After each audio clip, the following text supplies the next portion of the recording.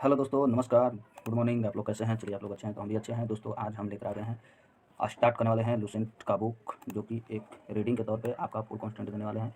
Lucent, ठीक है, सामान्य ज्ञान, और आपको आज से बेहतर हम पढ़ाने का कोशिश करेंगे, ठीक है। तो दोस्तों, हम ये कहेंगे कि आप मन लगाकर और मन दिल लगाकर पढ़िए, और इसके लिए आप जितना कहिएगा तो आपको हम देने का कोशिश करेंगे, जो एक लुसेंट है, सामान्य ज्ञान, ठीक है।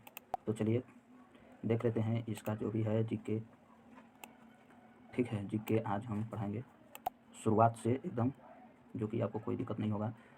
यहाँ पर आप देख लीजिए, इतिहास से शुरू किया जाएगा, ठीक है। और इतिहास से शुरू करके आपको पूरा एकदम इतिहास पहले पढ़ाएंगे और उसके बाद कुछ आगे बढ़ा जाएगा। प्राचीन भारत, ठीक है, इसमें आपको पढ़ा जाएगा प्राचीन भारत के स्रोत, प्रौद्योगिक काल और सिंधु सभ्यता, वैदिक सभ्यता, महाजनों काल, उदय, जैन धर्म, बौद्ध धर्म, ऐसे ऐसे करके सारा चीज़ बारी बारी से हम पढ़ेंगे, ठीक है।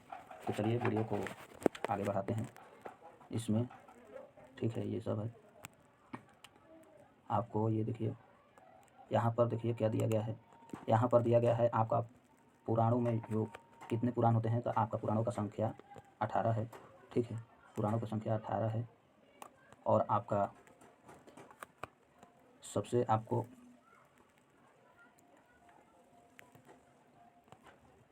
बात किया जाए तो ये 4 भागों में बांटा गया है। युग 4 भागों में बांटा गया है। आपको सतयुग, त्रेता युग, सतयुग, त्रेता युग, ठीक है, त्रेता युग, आपको फिर द्वापर युग, आपको फिर कलयुग, ठीक है। 4 भागों में बांटा गया है। ये लुसेंट में नहीं दिया गया है, ये मैं अपने लिखा हूँ, अपने से लिखा हूँ। तो देखिए आगे बढ़ते हैं, तो इसमें क्या दिया गया है। सतयुग में क्या कहेगा? सतयुग में आपको आएगा,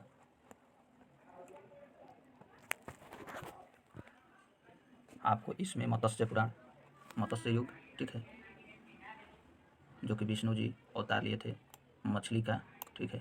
और फिर कूर्म अवतार, कूर्म अवतार यानी दूसरा, ये आपको कछुआ के अवतार लिए थे, ठीक है। और ये बराह अवतार, ये बराह अवतार यानी सुअर का लिए थे अवतार। नरसिंह, जो हिरण्यकशिपु का वध किए थे, नर आधा आधा सिंह का, ठीक है। 4 अवतार इसमें है सतयुग में। अब त्रेता युग में, त्रेता युग में 5वां वामन अवतार, वामन अवतार के यानी आपको वामना के अवतार लिए थे। और आपको ये परशुराम अवतार, ठीक है, और ये राम अवतार, ठीक है। त्रेता युग में ये 3 अवतार लिए थे। फिर द्वापर युग में कृष्ण के, जो कि पशुपालन ग्वाला के रूप में लिए थे, ठीक है। और नौवा में लिए थे बुद्ध, को भी विष्णु का अवतार माना जाता है। और आपका कलयुग में, जो कि कलयुग चल रहा है, इसमें कल्कि का माना जाता है विष्णु का अवतार। यह क्रम वाइज आपको, यह क्रम विष्णु पुराण में बताया गया है, ठीक है। तो चलिए आगे बढ़ते हैं इसमें, ठीक है।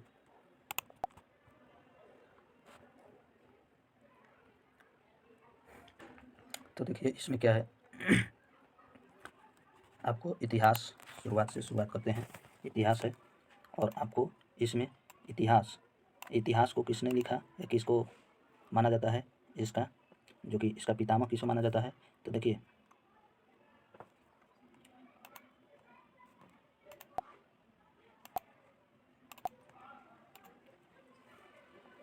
इतिहास का देखिए, इतिहास ये जो था, ये हिस्टोरिया, ये हिस्टोरिया से बना है, जो कि एक ग्रीक भाषा है, ठीक है, जो कि यूनानी के द्वारा यह लिखा गया था, ठीक है। और आपको यह हिस्टोरिका बुक, यह हिस्टोरिका बुक, ठीक है, यह हिस्टोरिका बुक लिखा था, किसने लिखे थे? तो हेरोडेटस ने। किसने लिखे थे? तो हेरोडेटस ने, ठीक है, हेरोडेटस ने। यह एक संस्कृत नाम था, ठीक है। यह क्या है? तो एक संस्कृत नाम है, जो कि हरिदंत, हरिदंत द्वारा था। और इसको प्रथम यूनानी का प्रथम इतिहासकार थे हेरोडेटस, क्या थे? एक प्रथम यूनानी इतिहासकार थे, ठीक है। तो आगे बढ़ते हैं। भारत का इतिहास, क्या चीज़? तो भारत का इतिहास उत्तर में हिमालय से लेकर दक्षिण में समुद्र तक फैला यह उपमहाद्वीप भारतवर्ष के नाम से ज्ञात है, जिसे महाकाव्य तथा पुराणों को भारतवर्ष अर्थात भारत का देश तथा यहाँ के निवासियों को भारतीय अर्थात भारत की संतान कहा गया है। भारत एक प्राचीन कबीले का नाम है। भारतीय प्राचीन अपने देश के जम्बू द्वीप अर्थात जम्बू जामुन वृक्षों का द्वीप कहते हैं। प्राचीन ईरानी इसे सिंधु नदी के नाम से जोड़ते थे, जिसे वे सिंधु न कहकर हिंदू कहते थे। यही नाम फिर पूरे पश्चिम में फैल गया। इसका कहने का तात्पर्य है यह हिमालय से लेकर, ठीक है, उत्तर में हिमालय से लेकर दक्षिण में समुद्र तक फैला हुआ उपमहाद्वीप भारतवर्ष के नाम से जाना जाता है। ठीक है, भारतवर्ष के नाम से जाना जाता है। महाकाव्य तथा पुराणों में भारतवर्ष अर्थात भारतवर्ष के नाम से जाना जाता है। अगर महाकाव्य एवं पुराणों में भारतवर्ष अर्थात भारत का देश के निवासियों को भारतीय अर्थात भारत की संतान कहा गया है। भारत एक प्राचीन कबीले का नाम था। भारतीय अपने देश को जम्बूद्वीप अर्थात जम्बू जामुन वृक्षों का द्वीप कहते हैं।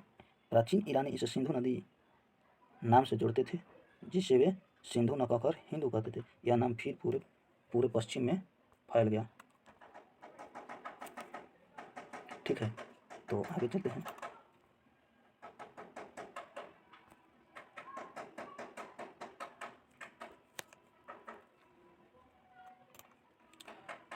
फैल गया, ठीक है, द्वीप। प्राचीन इसे सिंधु नदी के नाम से जोड़ते थे, जिसे वे सिंधु न कहकर हिंदू कहते थे। यह नाम पूरे पश्चिम में फैल गया और पूरे देश को इसी के नदी के नाम से ख्यातित। तो इस देश को, पूरे देश को क्या बोला जाता है? तो नदी के नाम से जाने लगा। यूनानी इसे ईदे और अरब इसे हिंद कहते थे। ठीक है, मध्यकाल में इस देश को हिंदुस्तान कहा जाने लगा। कहा जाने लगा? तो मध्यकाल इस देश को, ठीक है, यह शब्द भी फारसी शब्द हिंदू से बना। कैसा शब्द बना? तो यह फारसी से हिंदू से बना। ठीक है। यूनानी भाषा ईदे के आधार पर अंग्रेज इसे इंडिया कहते लगे। क्या कहने लगे? तो इसे इंडिया कहने लगे।